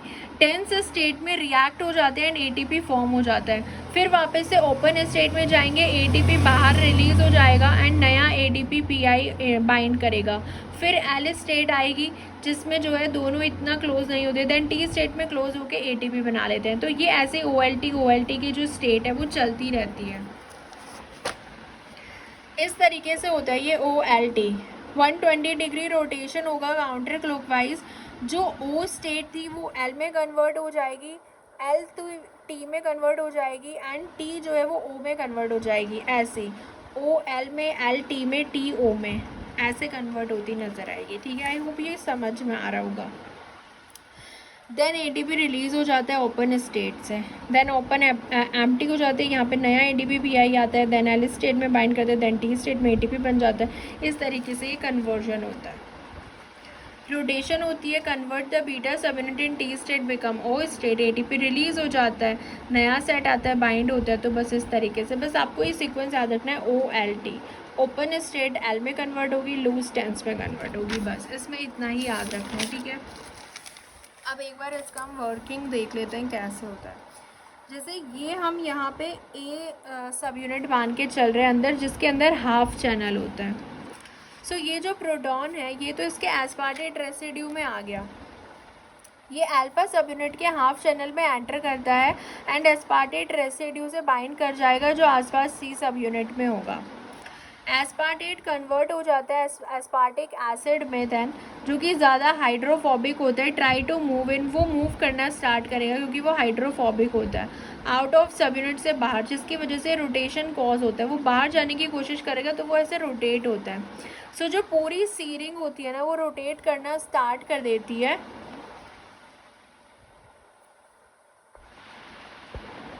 सो अब हम उसका जो है स्ट्रक्चर हमने देख लिया था कि कैसे ये ए सब यूनिट होती है एंड ये सी सब यूनिट होती है, ठीक है। अब ये जो ए सब यूनिट होती है ना, एच आयन इसमें एंटर करता है, ठीक है, enter the half channel of ए सब यूनिट के इस हाफ चैनल में एच आयन एंटर करता है। देन ए सब यूनिट जो होती है एंड वो एस्पार्टेट से बाइंड करेगा, जो नियर बाई सी सब यूनिट में कहीं भी एस्पार्टेट रेसिड्यू होगा ना वहाँ से बाइंड करेगा। देन एस्पार्टेट जो है वो एस्पार्टिक एसिड में कन्वर्ट हो जाता है जो ज़्यादा हाइड्रोफोबिक होता है। हाइड्रोफोबिक होने की वजह से वो मूव करना स्टार्ट कर देता है इनर मेम्ब्रेन में, जिसकी वजह से ये एक रोटेशन कॉज हो जाती है। सो एंटायर जी रिंग जो होती है ना वो पूरी रोटेट करती है, पूरी जो ये रिंग होती है सी रिंग, ये पूरी रोटेट करती है। Then rotate until the C subunit with aspartic acid, जब तक जो सी सब यूनिट होती है ना जो एस्पार्टिक एसिड में कन्वर्ट हुई थी, जो एस्पार्टिक एसिड में कन्वर्ट हुआ था वो वाली यूनिट जो है हाफ चैनल में एंटर नहीं करेगी। जो प्रोटॉन इस वाले मतलब मैट्रिक्स को जो फेस कर रहे हैं ना चैनल, जब तक वो पूरा रोटेट होके इसमें नहीं आ जाता। सो पहले यहाँ पे बाइंड होता है, ये पूरा रोटेट होता है क्योंकि यहाँ पे एस्पार्टिक एसिड से एस्पार्टेट से बाइंड करके एस्पार्टिक एसिड में कन्वर्ट हो जाता है। एस्पार्टिक एसिड ज़्यादा हाइड्रोफोबिक होता है, रोटेशन करेगा एंड वो इस हाफ चैनल में तब तक पहुँच जाएगा, फिर यहाँ से ऐसे मूव होता है। सो इस तरीके से जो है मूवमेंट होती है। तो H positive then release in the, तब वो मैट्रिक्स में रिलीज होता है। ठीक है, तो देयरफॉर दी मूवमेंट जो होता है ना H पॉजिटिव आयंस का थ्रू दी हाफ चैनल, जो मूवमेंट हो रहा है the rotation of C ring, since C ring जो है वो डायरेक्टली कनेक्टेड होती है किससे, गामा और एप्सिनॉल से। तो गामा और एप्सिनॉल भी उसके साथ जो है रोटेट करते हैं, इसलिए हम इनको रोटेटरी पोर्शन बोलते हैं ना इसका, जो रोटेट करता है। सो ये जो होती है सी सब यूनिट जैसे रोटेट करती है, उसके साथ साथ गामा और एप्सिनॉल जो होता है ये भी रोटेट करता है, cause the rotation of the central stock, and जिसकी वजह से सिंथेसिस होती है अल्फा, एटीपी की सिंथेसिस होती है अल्फा एंड बीटा सब यूनिट में। जो 3 अल्फा बीटा सब यूनिट हमने देखा ना OLT से जैसे फॉर्म हो रहा था, उस तरीके से फॉर्म होता है। एंड 360 डिग्री रोटेशन जो होती है ना अल्फा और एप्सिनॉल की, गामा और एप्सिनॉल की जो 360 डिग्री रोटेशन होती है, 3 ATP बनते हैं। मतलब ऑन एवरेज अगर हम देखें तो जो 4 प्रोटॉन होंगे, तो 4 प्रोटॉन अगर ऐसे करके आ रहे हैं तो वो 1 ATP जनरेट करता है। सो 4 proton generate a ATP molecule, और सी सब यूनिट 10 to 14 सी सब यूनिट्स होती है। ठीक है, तो ये था, इस तरीके से जो है ATP सिंथेज जो होता है वो ATP बनाता है। ठीक है, तो ये वाला जो था पोर्शन हमारा कंप्लीट हो गया कि कैसे जो है हम एक सेल से, जैसे सपोज करो कि ये एक सेल है, ठीक है, हम एक सेल की बात कर रहे हैं, तो ये एक सेल है, हम बात कर रहे हैं कि ये एक सेल है, ठीक है, और सेल के अंदर जो है ना यहाँ पे हमारे पास क्या है, माइटोकॉन्ड्रिया है। ठीक है, ये माइटोकॉन्ड्रिया की आउटर मेम्ब्रेन हो गई, ये इनर मेम्ब्रेन हो गई माइटोकॉन्ड्रिया की, एंड यहाँ पे मैट्रिक्स हो गया। तो यहाँ पे ग्लाइकोलिसिस चल रही है साइटोसोल में, हमारे 2 क्या बनते हैं, 2 हमारे पायरुवेट बनते हैं। देन ये 2 पायरुवेट हमारे कहाँ चले जाते हैं, अंदर चले जाते हैं, यहाँ पे मैट्रिक्स में 2 पायरुवेट से एसिटाइल कोएंजाइम ये बनता है, TCA साइकिल चलती है। TCA साइकिल से जो भी NADH FADH2 बनते हैं ना, तो जो इनर मेम्ब्रेन पे यहाँ पे वो कॉम्प्लेक्स प्रेजेंट होते हैं ना, कॉम्प्लेक्स 1, कॉम्प्लेक्स 2, कॉम्प्लेक्स 3, तो ये सारे क्या करते हैं, यहाँ से फिर प्रोटॉन का ग्रेडियंट इधर जाता है यहाँ पे इंटर मेम्ब्रेन स्पेस में, एंड फिर ATP सिंथेस इसी प्रोटॉन ग्रेडियंट का यूज़ करके ATP सिंथेसाइज करता है। तो मैट्रिक्स में हमारा ATP बनने लगता है। सो इस तरीके से ATP जनरेट होते हैं। ठीक है, तो हमने ग्लाइकोलिसिस देख लिया। देन हमने देखा पायरुवेट डिहाइड्रोजनेस, जब जो वो रिएक्शन होती है पूरी ग्लाइकोलिसिस से, हमारा क्या बन रहा होता है, पायरुवेट से एसिटाइल कोएंजाइम में, देन TCA साइकिल देखा, एंड उसके बाद हमने इलेक्ट्रॉन ट्रांसपोर्ट चेन देख लिया, एंड ATP सिंथेस देख लिया कैसे ATP बन रहा है। ठीक है, अब इसके अलावा जो है काफ़ी सारे प्रोसेसेस हमको पढ़ने हैं, उससे पहले हम थोड़े से और बेसिक्स क्लियर कर लेते हैं। इसमें ना आपको याद रखना है कि जो पायरुवेट का फेट होता है, जो 2 पायरुवेट होते हैं, एक तो वो हमारे 2 एसिटाइल कोएंजाइम में एरोबिक कंडीशन में जा सकते हैं in the presence of oxygen, TCA cycle में जाएंगे, एंड फाइनली वहाँ पे हमारा जो है TCA इलेक्ट्रॉन ट्रांसपोर्ट चेन में जाते हैं। ठीक है, वाटर मॉलिक्यूल बन जाता है। एक ये फेट होता है पायरुवेट का, एक और फेट होता है एनारोबिक फेट जो होता है पायरुवेट का, जब हाइपोक्सिक कंडीशन होती है, वो क्या करता है, इथेनॉल बना सकता है, पायरुवेट से इथेनॉल बन सकता है। एंड एक और फेट होता है पायरुवेट से लैक्टेट बनता है, मसल सेल्स में होता है ये भी एनारोबिक कंडीशन में होता है। ठीक है, इन स्टेप्स को भी हम डिटेल में पढ़ेंगे कैसे इथेनॉल एंड लैक्टेट बनता है। एंड पायरुवेट से जो एरोबिक कंडीशन में हमारा होता है, that is acetyl coenzyme A बनता है। तो ये सारी जो रिएक्शंस होती है ना मैट्रिक्स के अंदर, वो एरोबिक कंडीशन में होती है। एंड ग्लाइकोलिसिस जो होता है वो तो एरोबिक एनारोबिक हो, ग्लाइकोलिसिस चलता रहेगा, चाहे ऑक्सीजन हो नहीं हो, क्योंकि उसमें ज़रूरत नहीं होती है हमें। ठीक है, और पीरियड कॉम्प्लेक्स में भी हमने देखा, ये जो एंजाइम 1, एंजाइम 2, एंजाइम 3, ये 3 डोमेन होते हैं इस कॉम्प्लेक्स में। ये जो TPP होता है, FAD देखो विटामिन B2 का होता है, ये सब को फैक्टर होते हैं 5। विटामिन B2 की एक्टिव फॉर्म होती है FAD, NADB3 का होता है नियासिन, देन जो विटामिन B1 हमारा होता है इसका होता है TPP। ठीक है, एंड विटामिन B5 का होता है कोएंजाइम ए। ये जब हम विटामिन पढ़ेंगे ना वहाँ पे ये क्लियर हो जाएगा। और इसके बारे में हमने ये पूरा तो देख चुके हैं कि किस तरीके से जो है देखो इसमें ना थोड़ा सा ये याद रखना है कि जैसे ये पायरुवेट डिहाइड्रोजनेज क्या करता है, एसिटाइल ग्रुप को कोवेलेंटली अटैच कर देता है टीपीपी से, यहाँ पे एसिटाइल ग्रुप। सो टीपीपी इसको तभी एक्सेप्ट करता है जब ये रिड्यूस्ड फॉर्म में हो। सो पायरुवेट डिहाइड्रोजनेज जो होता है ना, ये ऑक्सीडेशन रिएक्शन भी कराता है, यानी कि ये 2 हाइड्रोजन एटम मॉलिक्यूल लेता है फ्रॉम टीपीपी एंड उसको ऐड कर देता है। तो यहाँ से 2 हाइड्रोजन टीपीपी से लेके उसको यहाँ पे ऐड भी कर देते हैं, तो हाइड्रोक्सी इथाइल टीपीपी हमारे पास बन जाता है। सो ये टीपीपी से 2 हाइड्रोजन लेके इसको पहले रिड्यूस्ड फॉर्म में लाता है ना। रिड्यूस्ड मतलब कि एडिशन ऑफ ऑक्सीजन होता है एंड देन इस पर टीपीपी से कोवेलेंटली अटैच्ड हो जाता है। तो ये होता है हमारा हाइड्रोक्सी इथाइल टीपीपी बनता है एंड फिर ये ट्रांसफ़र कर देता है यहाँ से, ये जो 2 कार्बन का फ्रैगमेंट होता है इसको एंजाइम 2 पे ट्रांसफ़र कर देगा एंड देन अपने टीपीपी फ्री फॉर्म में आ जाता है। ठीक है, ये थोड़ा प्रोसेस डिटेल में यहाँ पे याद रखना। एंड जो को एंजाइम ए बाइंड करता है ना इस एसिटाइल ग्रुप से, ये किसके थ्रू बाइंड करता है, थायो ईस्टर बॉन्ड होता है। ये इनके बीच में कौन सा बॉन्ड होता है, थायो ईस्टर बॉन्ड होता है एंड ये एसिटाइलेटेड फॉर्म होती है। ठीक है, ये पूरा एसिटाइल ग्रुप यहाँ पे आ जाता है, ये फिर को एंजाइम लेता है एसिटाइल ग्रुप एंड यहाँ पे तो H आ ही जाता है, इसके पास H एक रहता ही है। ये ऑक्सीडाइज्ड फॉर्म हो गई, ये रिड्यूस्ड फॉर्म हो गई। ठीक है, और NaDH यहाँ पे ये जो है फ्री सॉल्यूबल इलेक्ट्रॉन कैरियर होता है, then it will release its electron in ETC में जाके ये रिलीज़ कर देगा अपने इलेक्ट्रॉन, यहाँ से जो NaDH बनता है। तो और ये FADH जो होता है ना, FAD ये बाउंड रहता है E3 से, E3 से डाईहाइड्रोलिपोइल डिहाइड्रोजनेज इससे बाइंड रहता है। ठीक है, तो इसमें जो था थोड़ा बहुत डाउट वो क्लियर हुआ। बाकी हमने TCA साइकिल के जो है सारी चीज़ें कवर कर ली है। एक ना शटल सिस्टम याद रखना, शटल सिस्टम हमारे पास 2 शटल सिस्टम होते हैं। एक होता है, इसको भी हम थोड़ा डिटेल में पढ़ेंगे बट एक ओवरव्यू आप याद रखो कि शटल सिस्टम जब होता है ना, 2 शटल सिस्टम हमें देखने को मिलता है। एक होता है ग्लिसरॉल फॉस्फेट शटल सिस्टम, एक होता है मैलेट एस्पार्टेट शटल सिस्टम। सो ग्लिसरॉल फॉस्फेट शटल सिस्टम जो होता है ना, ये स्केलेटल मसल में होता है या ब्रेन में होता है। इसमें जो NaDH एंटर करता है ना ग्लाइकोलिसिस में, जो हमारे NaDH बनते हैं वो जो एंटर करते हैं वो एंटर करता है FADH2 के फॉर्म में, माइटोकॉन्ड्रिया में एंटर करता है in the form of FADH2। किस में, जो ग्लिसरॉल फॉस्फेट शटल सिस्टम है स्केलेटल मसल और ब्रेन में। एंड तो इसलिए यहाँ पे 30 ATP बनते हैं, कम हो जाते हैं 2 ATP।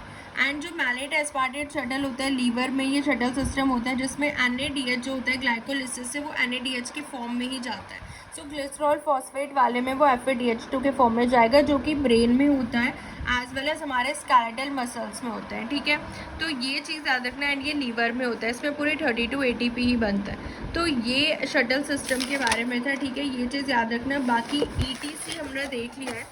ऑक्सीडेटिव फॉस्फोराइलेशन की एक बार डेफिनेशन देख लेते हैं। इसमें क्या होता है, जो हमारा NaDH एंड FADH2 होते हैं, they are the reducing equivalent high energy molecules होते हैं। इनको ऑक्सीडाइज करना पड़ता है, यानी कि इनके इलेक्ट्रॉन रिलीज करते हैं हम एंड वो ETC कॉम्प्लेक्स इनके इलेक्ट्रॉन लेता है। देन प्रोटॉन ग्रेडियंट फॉर्म होता है इनर मेम्ब्रेन में एंड ATP सिंथेज ATP बनाता है। पूरा प्रोसेस हम देख चुके हैं। अगर देख लो माइटोकॉन्ड्रिया को आप एसिडिक मीडियम में रखोगे ना, तो उसका आउटर मेम्ब्रेन जो है बहुत ज़्यादा लीकी होता है। सो ATP synthase can occur, ATP synthesis हो सकता है उसमें अगर हम उसको एसिडिक एनवायरनमेंट में, क्योंकि उसमें ग्रेडियंट ऑलरेडी सेट हो जाएगा, क्योंकि इंटर मेम्ब्रेन स्पेस में H पॉजिटिव ग्रेडियंट ज़्यादा हो जाएगा। एसिडिक कंडीशन में हाइड्रोजन आयन ज़्यादा होते हैं, ये हमें पता ही है। ठीक है, और ये जो ETC से रिलेटेड था ये पूरा हमने पढ़ चुका है। ठीक है, इलेक्ट्रॉन ट्रांसपोर्ट चेन से रिलेटेड एंड ATP सिंथेज भी हमने देख लिया है। एंड जो ये रिडॉक्स पोटेंशियल से मूव करता है ये भी हमने देख लिया है। यहाँ पे बस हमको एक चीज़ याद रखनी है कि ये जो ओलिगोमाइसिन सेंसिटिव कन्फेरिंग प्रोटीन होता है ये OSCP, ये हम यूकैरियोट्स में बोलते हैं। ओलिगोमाइसिन सेंसिटिव जो डेल्टा यूनिट होती है ना, डेल्टा सब यूनिट हमने देखा था। ठीक है, उसको हम यूकैरियोट्स में OSCP बोलते हैं, डेल्टा सब यूनिट को इन यूकैरियोट्स में। ठीक है, और बस ये याद रखना है ओलिगोमाइसिन इसी पे आके बाइंड करता है to this subunit and ATP synthase को रोक देता है। सो अगर हाइड्रोजन जो आयंस जो है मूव करते हैं IMS से मैट्रिक्स में, सिंथेसिस ऑफ ATP होता है, F0 पार्टिकल मूव करते हैं इन द क्लॉकवाइज डायरेक्शन में, F0 पार्टिकल क्लॉकवाइज डायरेक्शन में मूव करते हैं। अगर रिवर्स होता है फ्रॉम मैट्रिक्स टू आईएमएस, अगर जा रहा है, अगर आईएमएस से मैट्रिक्स में आ रहा है तो सिंथेसिस हो रही है एटीपी की, अगर आईएमएस से मैट्रिक्स में जा रहा है तो हाइड्रोलिसिस एटीपी की हो रही है, यानी कि वो एंटी क्लॉकवाइज डायरेक्शन में मूव कर रहे हैं, ठीक है। और ये हम देख चुके हैं कि 4 प्रोटॉन अगर आएंगे, हाइड्रोजन के आयन आएंगे तो एक एटीपी हमारा बनता है। 120 डिग्री रोटेशन पे एक एटीपी बनता है, 360 डिग्री रोटेशन पे 3 एटीपी बनते हैं, 360 डिग्री पे 3 एटीपी बनते हैं, 120 पे एक बनता है। अब इसके इनिबिटर देखो, इलेक्ट्रॉन ट्रांसपोर्ट चेन के जो कॉम्प्लेक्स 1 के इनिबिटर होते हैं ना, हमारे पास होते हैं अमाइटोल, रोटेनॉन, पैरिसिडिन एंड एनोबार्बिटॉल। तो ये अगर कहीं भी दिखेंगे, अमाइटोल, रोटेनॉन, पैरिसिडिन एंड एनोबार्बिटॉल, ये क्या करते हैं, इलेक्ट्रॉन को रोकते हैं ट्रांसपोर्ट फ्रॉम जो आयरन सल्फर क्लस्टर है ना पहले कॉम्प्लेक्स में, उससे यूबीक्विनॉन पे नहीं जाने देते। अमाइटोल, रोटेनॉन, पैरिसिडिन एंड एनोबार्बिटॉल, सो ये इनिबिटर होते हैं कॉम्प्लेक्स 1 के। एंड अगर कॉम्प्लेक्स 2 की बात करें, कॉम्प्लेक्स 2 का इनिबिटर होता है मैलोनेट। मैलोनेट का जो स्ट्रक्चर होता है वो सिमिलर होता है सक्सीनेट के, ठीक है। मैलोनेट जो होता है ये एक कॉम्पिटिटिव इनिबिटर होता है मैलोनेट, इसका स्ट्रक्चर सक्सीनेट जैसा होता है। ये क्या करता है, FeDH2 का ऑक्सीडेशन नहीं होने देता, क्योंकि सक्सीनेट क्या करता है, इसका ऑक्सीडेशन कराता है, तो ये ऑक्सीडेशन नहीं होने देता FeDH2 का malonate, which is a competitive inhibitor होता है मैलोनेट, एंड इसका स्ट्रक्चर सिमिलर होता है सक्सीनेट जैसा, ठीक है। कॉम्प्लेक्स 1 देख लिया, amytal, rotenone, piericidin, amobarbital, complex 2 malonate. Then complex 3 में हमारे पास हो जाता है एंटीमाइसिन ए एंड डाईमरकैप्रोल। एंटीमाइसिन एंड डाईमरकैप्रोल क्या करते हैं, ये इलेक्ट्रॉन को ट्रांसपोर्ट नहीं होने देते साइटोक्रोम बी से C1 पे, BC1 कॉम्प्लेक्स ही होता है कॉम्प्लेक्स 3, ठीक है। सो ये हो गया एंटीमाइसिन ए एंड डाईमरकैप्रोल। एंड एक हमारा हो जाता है कॉम्प्लेक्स 4, विच इज़ इसमें हमारा आ जाता है cyanide carbon monoxide and cyanide carbon monoxide COH2S आ जाता है, एंड सोडियम एजाइड आ जाता है, sodium azide and H2SCO carbon monoxide cyanide. ये कॉम्प्लेक्स 4 को इनहिबिट करते हैं, ये इलेक्ट्रॉन को ट्रांसफ़र नहीं होने देते ऑक्सीजन पे। कॉम्प्लेक्स 4 के इनहिबिटर कौन होते हैं, cyanide, carbon monoxide, H2S and sodium azide. And जो साइनाइड एंड एजाइड होते हैं ना, ये बाइंड करते हैं ऑक्सीडाइज Fe3+ के साथ, फॉर्म ऑफ साइटोक्रोम A3 इसमें होता है ना कॉम्प्लेक्स में, तो साइटोक्रोम A3 में जो Fe3+ फॉर्म होती है ऑक्सीडाइज्ड फॉर्म, उस पे बाइंड करते हैं। एंड जो कार्बन मोनोऑक्साइड होती है वो बाइंड करती है रिड्यूस्ड फॉर्म के साथ, Fe2+ के साथ रिड्यूस्ड फॉर्म होती है, ठीक है। सो Fe3+ एंड रिड्यूस्ड फॉर्म के साथ बाइंड करता है कार्बन मोनोऑक्साइड, साइनाइड और एजाइड जो है वो ऑक्सीडाइज्ड फॉर्म के साथ बाइंड करता है। अगर आप किसी भी सेल के अंदर कोई इनिबिटर डालते हो ना, तो एटीपी सिंथेसिस भी कम हो जाती है एंड ऑक्सीजन का कंजप्शन भी कम हो जाएगा। अगर हम इनमें से कोई भी इनिबिटर सेल में डाल दें, कॉम्प्लेक्स 1 कॉम्प्लेक्स 2, तो ऑक्सीजन का कंजप्शन भी कम होगा इनिबिटर डालने से, प्लस एटीपी सिंथेसिस भी कम हो जाती है इनिबिटर डालने से। तो ये इनिबिटर याद रखने हैं, ठीक है। अब इनके बारे में थोड़ा सा हम देख लेते हैं। जैसे कि हमारे पास होता है अनकपलर होता है, अनकपलर क्या करता है, ये प्रोटॉन ग्रेडियंट हटा देता है। जो ग्रेडियंट सेटअप हुआ है ना EMS और हाइड्रोजन आयन का जो ग्रेडियंट है वो हटा देता है अनकपलर। सो अनकपलर क्या करते हैं, they uncouple the ETC from ATP। So ATP synthesis is not occur, auto consumption high होता है इसमें, तो ATP सिंथेसिस होता ही नहीं है, ऑक्सीजन का कंजप्शन जो है इसमें हाई होगा, ATP सिंथेसिस नहीं होगा क्योंकि ग्रेडियंट नहीं है, लेकिन ऑक्सीजन का कंजप्शन होता है एंड वो हाई होता है, क्योंकि इलेक्ट्रॉन ट्रांसपोर्ट चेन कंटिन्यू रहती है। सेल को लगेगा कि ATP तो नहीं बन रहा है, तो इसी वजह से वो और ज़्यादा ETC जो है वो कंटिन्यू रहता है एंड ऑक्सीजन कंजप्शन बढ़ जाता है इन केस ऑफ अनकपलर। अनकपलर का एग्जाम्पल हमारे पास 2,4-डाइनाइट्रोफिनॉल, वेलिनोमाइसिन, थर्मोजेनिक डाइकोमैरोल, FCCP, ये सब क्या होते हैं, अनकपलर होते हैं। 2,4-डाइनाइट्रोफिनॉल, वेलिनोमाइसिन याद रखो। अगर हम कोई भी इंटरमीडिएट डालते हैं, ग्लाइकोलिसिस, देखो अगर हमने इनिबिटर डाला तो ऑक्सीजन कंजप्शन भी कम होता है, ATP सिंथेसिस भी कम होता है। अनकपलर डालने से ATP सिंथेसिस कम होता है, होता ही नहीं है, एंड ऑक्सीजन कंजप्शन बढ़ता है। लेकिन अगर हम कोई भी इंटरमीडिएट डाल रहे हैं, ग्लाइकोलिसिस और टीसी साइकिल का इंटरमीडिएट डाल रहे हैं, वो क्या करेगा, ऑक्सीजन कंजप्शन भी बढ़ाएगा, एटीपी सिंथेसिस भी बढ़ाएगा। एंड अगर हम ओलिगोमाइसिन डाल रहे हैं, ओलिगोमाइसिन क्या करता है, ये एटीपी सिंथेसिस को रोक देता है, क्योंकि ये सिर्फ एटीपी सिंथेस पे एक्ट करेगा। ओलिगोमाइसिन क्या करेगा, एटीपी सिंथेसिस को रोक देगा, ऑक्सीजन कंजप्शन सेम रहती है। बट अनकपलर में क्या होता है, ऑक्सीजन कंजप्शन बढ़ जाती है, ये एकदम याद रखना है। देखो अगर इसमें देखो ये ऑक्सीजन कंजप्शन का ग्राफ दिया हुआ है, ए हमें दिया हुआ है, इसमें ऑक्सीजन कंजप्शन बढ़ रही है एंड ऑक्सीजन कंजप्शन एक में ही बढ़ती है। किस केस में बढ़ती है ऑक्सीजन कंजप्शन, एक तो हमारा या कोई इंटरमीडिएट हो तब ऑक्सीजन कंजप्शन बढ़ती है, या फिर अनकपलर हो, तो इसमें एक तो 2,4-डाइनाइट्रोफिनॉल हो सकता है, या फिर हम सक्सिनेट डाल दें जो कि इंटरमीडिएट होता है, तो ऑक्सीजन कंजप्शन बढ़ सकता है इंटरमीडिएट और अनकपलर में।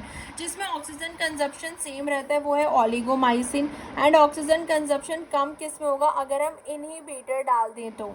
इनहिबिटर इनमें से साइनाइड है ना, एटीपी भी इनहिबिट कर देता है इसको, क्योंकि एटीपी कोई भी आप एंड प्रोडक्ट डालोगे ना तो वो तो इनहिबिट ही करेगा, क्योंकि अगर एटीपी है एंड प्रोडक्ट अगर आप डाल रहे हो तो एटीपी सिंथेसिस भी कम हो जाएगी एंड ऑक्सीजन कंजप्शन भी कम हो जाएगा एंड प्रोडक्ट में, एंड एटीपी एंड प्रोडक्ट होता है। तो इस तरीके से ये सारे हमने इनहिबिटर देख ले, इलेक्ट्रॉन ट्रांसपोर्ट चेन के इनहिबिटर हैं ये, ठीक है। These are the inhibitor of electron transport chain.